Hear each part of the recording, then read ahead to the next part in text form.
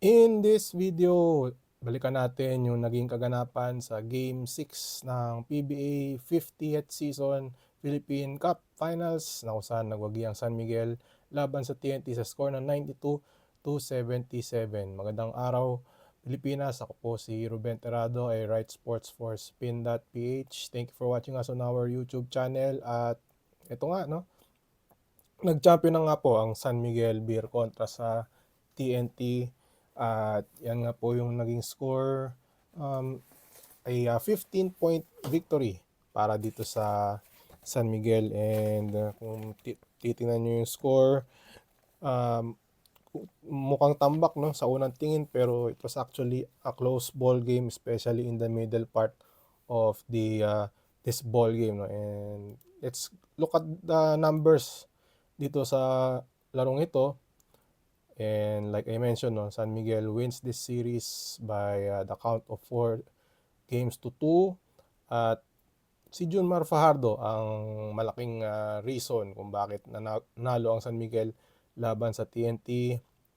What a big game for him, no? Monster performance para dito kay Junmar Fajardo.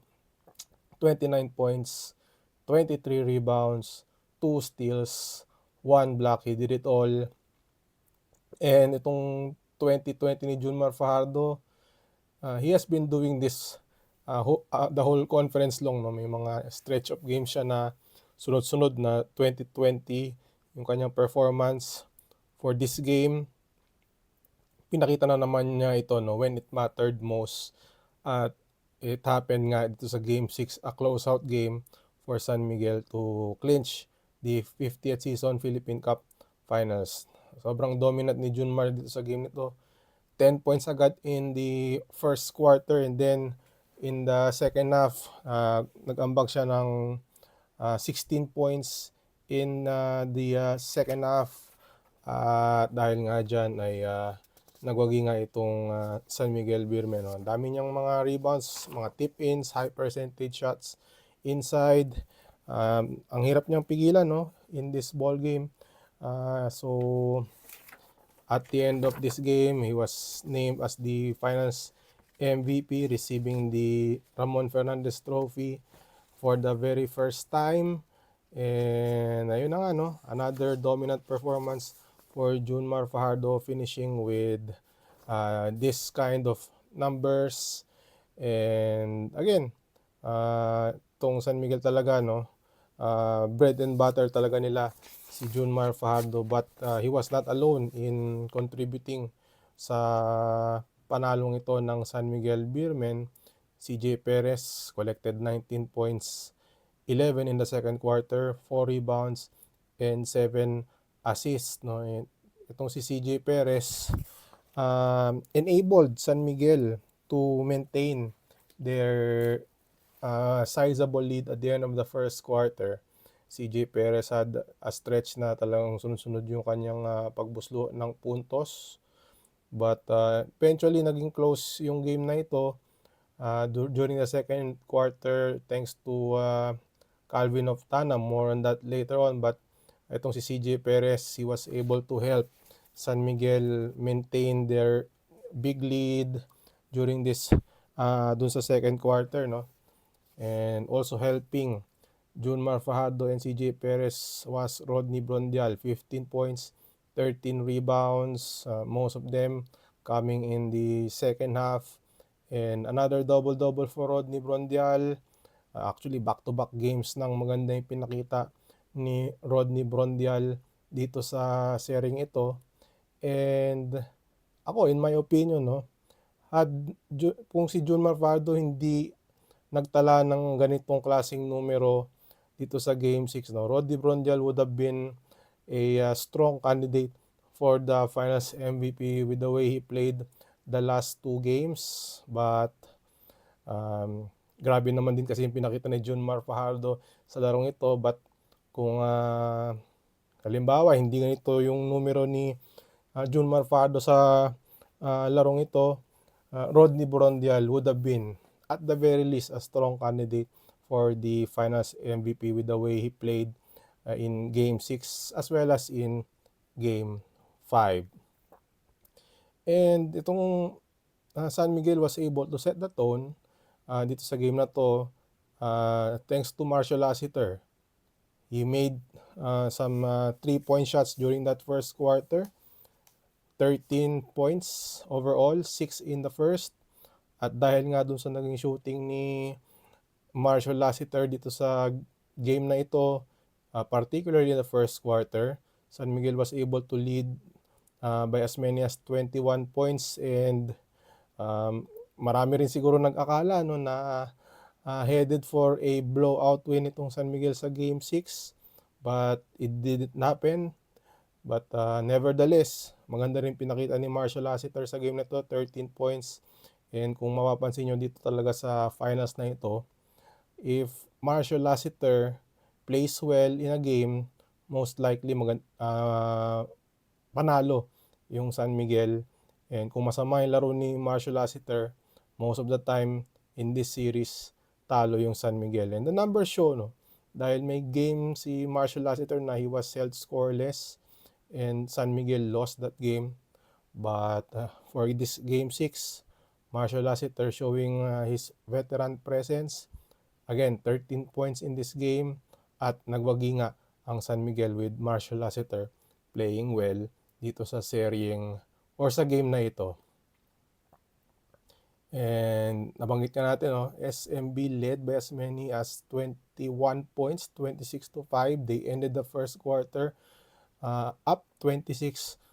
But tong si Calvin Naftana was able to help itong San Miguel TNT na makalapit sa larong ito with that performance, 28.6 of 9 from 3-point range.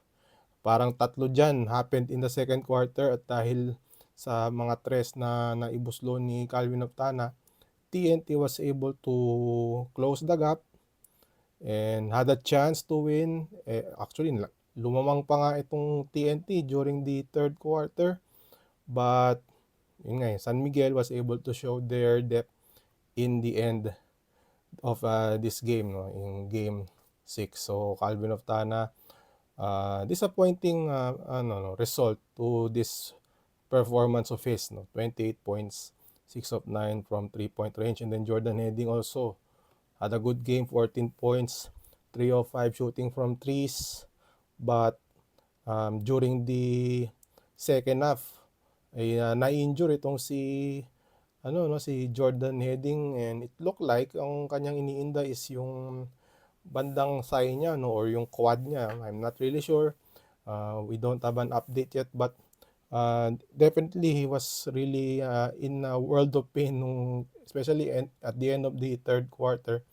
At binalik nga siya sa bench sa dugout at some point in game 5 or game 6. At nakabalik pa itong si Jordan Heading, na surprisingly nakabalik pa rin. But at that point of the game, medyo yung control ng laro nasa San Miguel na, and his presence was not enough for TNT to pull off a come from behind win. And some numbers for this game 6. Some reasons bakit nanalo itong San Miguel over TNT. They dominated the paint, no? San Miguel outscoring TNT sa points in the paint, 40-22. And again, most of them coming from Junmar Fajardo. He actually had 11 offensive rebounds sa larong ito. And that some of them led to second chance points, with San Miguel dominating it 22-6. So, dun pa lang, dyan sa numerong yan, ay talagang ni-reassert ng San Miguel yung kanilang strength pagdating sa ilalim with Junmar Fajardo and even the likes of Mo Tautua and Rodney Brondial providing the much needed lift para sa Beermen dito sa Game 6 on their way to the championship. So again, San Miguel winning this one. This is their 31st overall title, no, sa kasaysayan ng PBA, and they won the Philippine Cup title for the 8th time over the last 11 seasons, and back-to-back champions ang San Miguel Beermen pagdating sa Philippine Cup. If you would recall, last July, nagwagi rin ng San Miguel sa Philippine Cup laban sa TNT, stopping yung bid ng TNT to win a Grand Slam. And then si Coach Leo Austria winning his 11th PBA title.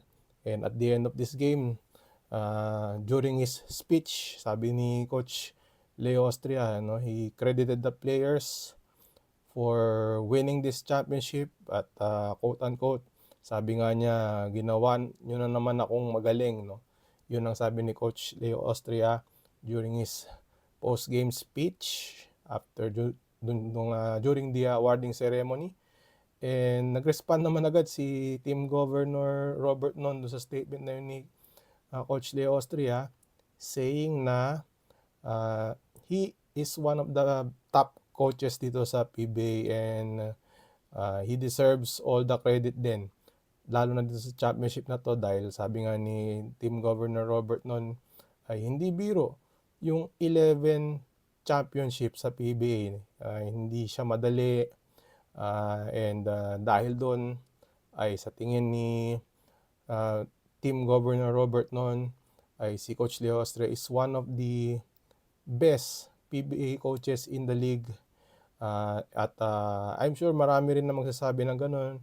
I'm sure meron din magsasabi na mali si Team Governor Robert Non, but the fact is Coach Leo Austria won 11 championships sa PBA at that's facts right there. And masasabi natin na mahirap i-dispute nun yung fact na yun na Coach Leo Austria has won multiple titles in the PBA. Tabla na sila actually with TNT coach Chot Reyes and Norman Black for the 11 championships. They are tied for third sa listahan ng mga successful PBA coaches as far as championships is concerned. Pangalawa of course si Coach Baby Dalupan with 15 championships, and then nangunguna of course si Coach Tim Cone ng Barangay Ginebra. And then banggitin uli natin na Junmar Fajardo is the first ever recipient of the Ramon Fernandez Trophy kasi if you would recall prior to the finals ay inanunsyo ng PBA press corps na ang trophy for the finals MVP ay in honor na kaya Ramon Fernandez who won 19 championships dito sa PBA. Hindi natin malalaman kung ilan yung finals MVP ni Don Ramon Fernandez, si El Presidente, dahil yung finals MVP nagsimula nung 1996. So, yun po, no? Yan po, no? Yung naging pangyayari sa Philippine Cup Finals na again, nagwagi ang San Miguel Beer kontra sa TNT, Tropang 5G at San Miguel winning the series again 4-2.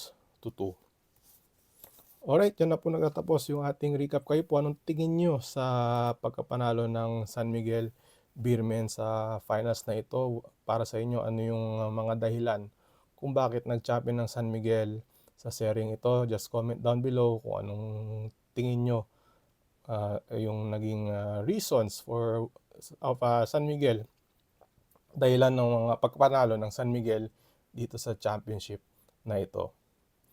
So again, salamat po sa inyong panonood ng ating recap. Marami po tayong mga interviews in relation to San Miguel's victory dito sa 50th season Philippine Cup. Just look at our YouTube channel at consider subscribing na rin, no? So that you can get more updates about the PBA and even other sports. Nagpo-post din po tayo ng mga videos about other sports. Alright, thank you for watching us on our YouTube channel. I'm Ruben Terrado and we'll see you next time. Thank you for watching our recap of the PBA Philippine Cup Finals.